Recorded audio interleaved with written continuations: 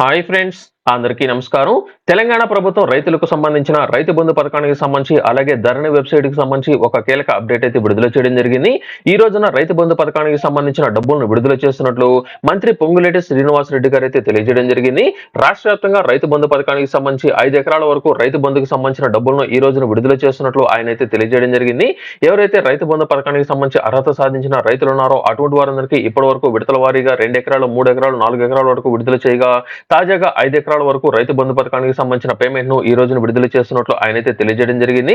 అలాగే రైతు బంధు పథకం ద్వారా డబ్బులు రాని అన్నదాతలు ఎవరు ఆందోళన చెందవద్దని, ఈ రోజున అందరికీ పేమెంట్ అనేది వేస్తున్నట్లు, 1 లేదా 2 రోజుల్లో 5 ఎకరాల వరకు భూమి కలిగిన రైతులందరికీ రైతు బంధు పథకానికి సంబంధించిన డబ్బులను వారి యొక్క బ్యాంక్ ఖాతాలకు వేస్తున్నట్లు అధికారులు అయితే తెలియజేయడం జరిగింది. తప్పనిసరిగా రైతులందరూ 2-3 రోజులు వెయిట్ చేసినట్లయితే వారందరికీ సంబంధించి 5 ఎకరాల లోపల ఎవరైతే కలిగి ఉన్న రైతులు ఉన్నారో అటువంటి వారందరికీ పేమెంట్ అనేది వారి యొక్క బ్యాంక్ ఖాతాలకు అయితే రావడం జరుగుతుంది. ఇకపోతే ధరణి వెబ్‌సైట్ కి సంబంధించి కూడా ఒక కీలక అప్డేట్ అయితే విడుదల చేశారు. ధరణి వెబ్‌సైట్ లో భారీగా అవకతవకలు జరిగినట్లు అధికారులు అయితే గుర్తించినట్లు, దీనికి సంబంధించి త్వరలోనే శ్వేతపత్రాన్ని విడుదల చేస్తున్నట్లు మంత్రి పొంగులేటి శ్రీనివాసరెడ్డి గారు అయితే తెలియజేయడం జరిగింది.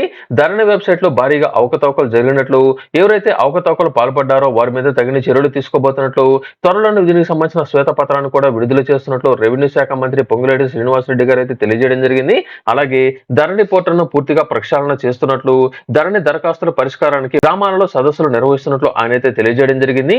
ధరణి పోర్టల్లో ఏదైనా సరే అవకతవకలు గుర్తించినా లేదా ధరణి పోర్టల్‌కి సంబంధించి మీకు సంబంధించి ఏదైనా సరే సమస్యలు అనేది పరిష్కరించాలని అనుకున్నట్లయితే, అంటే మీకు ఏదైనా సరే ఈ యొక్క వెబ్‌సైట్ ద్వారా సమస్యలు గనుక ఉన్నా లేదా మీకు సంబంధించిన రిజిస్ట్రేషన్‌లో ఏదైనా సరే సమస్యలు గనుక ఉన్నట్లయితే అటువంటి వారందరికీ ఎంఆర్ఓ స్థాయిలో సదస్సులు నిర్వహించబోతున్నట్లు సమాచారం రావడం జరిగింది.